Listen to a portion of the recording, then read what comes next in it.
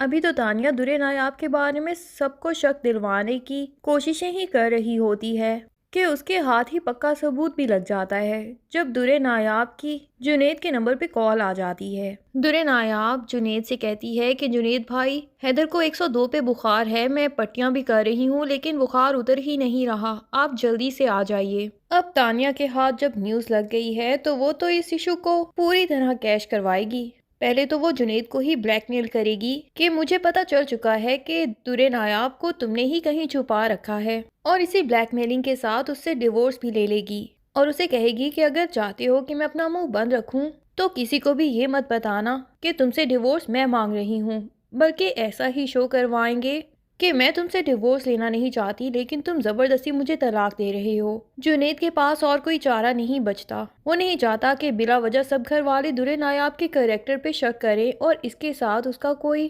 غلط ریلیشن سمجھ لیں، اس لیے وہ تانیہ سے کہہ دیتا ہے کہ ٹھیک ہے، ویسے بھی تمہاری جیسی گھٹیا عورت کے ساتھ میں زندگی گزارنا نہیں چاہتا، تو اچھی بات ہے کہ تمہیں طلاق ہی دے دوں۔ لیکن تانیہ کا اصل مقصد تو جنید سے طلاق لینا نہیں بلکہ گھر والوں کی اور اسپیشلی زاور کی نظروں میں اچھا بننا ہے، تاکہ ان سب لوگوں کی ساری ہمدردیاں تانیہ کے ساتھ جڑ جائیں۔ درے نایاب کو سب کے سامنے برا بنانے کے لیے وہ اس کے روم میں جاتی ہے، اس کی الماری سے گولڈ کی چیزیں بھی اٹھا لیتی ہے اور کیش بھی جتنا پڑا ہوتا ہے وہ سب اٹھا لیتی ہے۔ گولڈ اپنے پاس رکھتے یا کہیں خود سے سیل کرتے تو اسے ڈر لگتا ہے کہ کہیں نکل نہ آئے، اسی لیے وہ نوکرانی کو فٹافٹ سے دے دیتی ہے کہ یہ چھوٹی موٹی گولڈ کی چیزیں تم ہی رکھ لو اور یہ چیزیں کہیں جا کے بیچ آنا، بس کسی کو بھی بتانا مت۔ ادھر نگار بیگم کے ذہن میں یہ بات ڈال دیتی ہے کہ ہو نہ ہو درے نایاب کسی کے ساتھ بھاگی ہے، اور مجھے تو یقین ہے کہ وہ کچھ نہ کچھ کیش وغیرہ بھی لے کے ہی بھاگی ہوگی۔ نگار بیگم بھی زاور سے پوچھ لیتی ہیں کہ آخر اس کے پاس کوئی کیش یا جیولری وغیرہ تو نہیں تھی۔ زاور بتاتا ہے کہ ہاں، زیادہ تر جیولری تو لاکر میں ہی تھی لیکن تھوڑے بہت چھوٹے موٹے سیٹ یہاں بھی تھے، اور قریب 3-4 لاکھ بھی میرا الماری میں موجود تھا۔ وہ الماری میں چیک کرتا ہے تو یہ سب چیزیں تو پہلے سے ہی تانیہ وہاں سے غائب کر چکی ہے۔ اب وہ نگار بیگم کو جب بتاتا ہے کہ یہ چیزیں تو یہاں پہ موجود نہیں ہیں، یقیناً درے نایاب یہ چیزیں بھی لے جا چکی ہے، تو نگار بیگم بھی کہہ دیتی ہیں کہ مجھے لگتا ہے تانیہ نے جو شک ظاہر کیا تھا وہ بالکل ٹھیک تھا، درے نایاب لازمی کسی لڑکے کے ساتھ ہی بھاگی ہے، تبھی تو گولڈ اور کیش وغیرہ بھی لے گئی ہے۔ ادھر زاویہ، جسے جنید کی باتوں سے تھوڑی بہت ہمدردی ہونے لگی تھی درے نایاب کے ساتھ، جب جنید سب کے سامنے کہتا ہے کہ بھابھی کسی کے ساتھ بھاگنے والی نہیں ہے، بلا وجہ تانیہ ان کے کریکٹر کے اوپر الزام لگا رہی ہے، اگر ان کا کسی لڑکے کے ساتھ افیئر ہوتا اور انہیں اس کے ساتھ بھاگنا ہوتا تو وہ حیدر کو کیوں لے کے جاتی؟ آخر حیدر کو یہیں چھوڑ کے تو بھاگ سکتی تھی۔ اور پھر وہ زاویہ سے یہ بھی کہتا ہے کہ یقیناً وہ آپ کی وجہ سے ہی اس گھر سے گئی ہے، جتنا اس گھر میں اسے تنگ کیا گیا تھا ان سارے ظلموں کے آگے تو کوئی بھی اس گھر سے بھاگنے کے لیے تیار ہو جاتا۔ بھابھی تو پھر بھی گھر کی سب سے کمزور فرد تھیں، ان کے پاس بھاگنے کے علاوہ کوئی چارہ بچا ہی نہیں۔ زاویہ کو بھی یہ باتیں سن کے تھوڑا احساس تو ہوتا ہے کہ واقعی شاید درے نایاب کے ساتھ زیادتی کر دی ہم نے، اسی لیے وہ ہماری زیادتیوں کی وجہ سے اس گھر سے بھاگ گئی ہے۔ لیکن نگار بیگم زاویہ کے دل میں درے نایاب کے لیے تھوڑی سی بھی ہمدردی پیدا ہونے ہی نہیں دیتی اور اس کو ریئلائز ایسے کرواتی ہیں کہ اس نے تمہارے ساتھ الٹا زیادتی کی، بلا وجہ تم پہ اور تمہاری سیکرٹری پہ الزامات لگا دیے اس نے۔ یہ بھی نہیں سوچا کہ اگر اس نے جا کے آفس میں یہ بات کر دی تو پھر تمہاری اور ہمارے گھر والوں کی کتنی بدنامی ہوگی۔ زاور تو حیدر کو بہت زیادہ مس کرتا ہے، اس کے ٹوائز اور اس کے بچے کھچے کپڑے گھر میں دیکھ رہا ہوتا ہے اور حیدر کو ہی یاد کر رہا ہوتا ہے۔ غضنفر جب دیکھتے ہیں کہ زاویہ اپنے بیٹے کو اتنا مس کر رہا ہے تو وہ آئی جی صاحب سے بات کرتے ہیں اور انہیں کہتے ہیں کہ ہمارا یہ ایشو میڈیا میں بالکل نہیں جانا چاہیے اور کسی کو بھی یہ خبر نہیں ملنی چاہیے، اور اس کے بعد آئی جی صاحب کے ہی ذمے لگا دیتے ہیں کہ وہ درے نایاب اور حیدر کو ڈھونڈ نکالیں کہیں سے بھی، اور درے نایاب کے بھائی کے گھر میں بھی چھاپا ڈلوائیں۔ ادھر درے نایاب لینڈ لائن نمبر سے اپنی دادی کو بھی کال کرتی ہے۔ دادی تو بہت ہی پریشان ہوتی ہیں اور درے نایاب سے کہتی ہیں کہ یہ کیا حرکت کی ہے تم نے، حیدر کو لے کے گھر سے بھاگ گئی ہو۔ پھر اسے بتاتی ہیں کہ تمہارے بھائی نعیم کو بھی پولیس پکڑ کے لے گئی ہے، نگہت اسے چھلوانے تو گئی ہے لیکن تمہاری ساس یقیناً اسے چھلوانے نہیں دے گی، حوالات میں بند ہے تمہارا بھائی 2 دن سے۔ اب درے نایاب کو تو بہت ہی پریشانی ہوگی اپنے بھائی کی اور اسے سمجھ نہیں آتا کہ کس سے بات کرے۔ جنید بھی اس معاملے میں اس کی تو کوئی ہیلپ نہیں کر سکتا کیونکہ اس نے تو اپنے گھر والوں سے بھی چھپا کے اس کو یہاں اپنے دوست کے گھر میں رکھا ہے، اور یہی کہا ہے کہ 1-2 دن یہاں پہ آرام سے رہیں اور اس کے بعد سوچ سمجھ کے ہی کوئی فیصلہ لیں۔ جنید یہ بھی کہہ دیتا ہے کہ بھابھی میرا یہی مشورہ ہے کہ آپ گھر واپس ہی چلی جائیں، وہاں پہ آپ کو انصاف ایک نہ ایک دن تو مل ہی جائے گا، یوں گھر سے بھاگنے کا تو کوئی جواز پیدا ہی نہیں ہوتا۔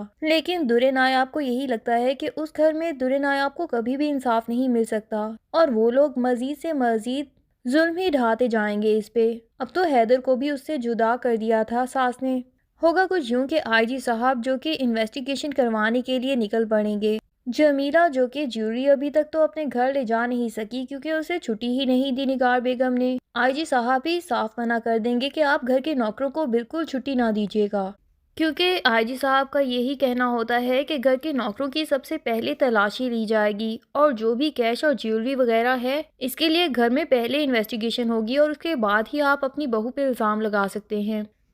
غضنفر صاحب کو تو یہ بات بہت ہی ناگوار گزرتی ہے اور وہ آئی جی صاحب سے کہتے ہیں کہ آپ اس طرح کیسے ہمارے گھر میں تلاشی لے سکتے ہیں، لیکن آئی جی صاحب کہتے ہیں کہ جب آپ نے کیس فائل کر دیا ہے تو مجھ پہ بھی بھروسہ رکھیے، میں آپ کے گھر کی پرائیویسی بالکل خراب نہیں ہونے دوں گا، لیکن ہمارا ایک طور طریقہ ہے اور اسی طرح سے ہی انویسٹیگیشن ہوگی۔ سب سے پہلے انویسٹیگیشن گھر سے اور گھر کے لوگوں سے ہی سٹارٹ کی جاتی ہے۔ اب جب گھر کی تلاشی شروع ہوگی تو جمیلہ کے سامان سے سارا گولڈ وغیرہ نکل آئے گا۔ زاویہ کا تو غصے سے برا حشر ہو جائے گا کہ جمیلہ نے موقع کا فائدہ اٹھا کے جب دیکھا کہ درے نایاب گھر سے جا چکی ہے تو اس کی جیولری فٹافٹ سے چوری کر لی۔ زاویہ کو یہی لگے گا کہ اس کا مطلب درے نایاب جمیلہ کے بارے میں جو کچھ بھی کہتی تھی وہ سب سچ تھا۔ زاویہ تو آئی جی صاحب سے کہہ دیں گے کہ آپ ان کو تھانے لے جائیے اور پوری طرح سے مار پیٹ کر کے جس طرح بھی پوری انویسٹیگیشن کیجیے، لیکن جمیلہ پولیس کے ڈر سے پہلے ہی سب سچ بتا دے گی کہ صاحب جی میں یقیناً تھوڑی بہت چوریاں ضرور کر لیتی تھی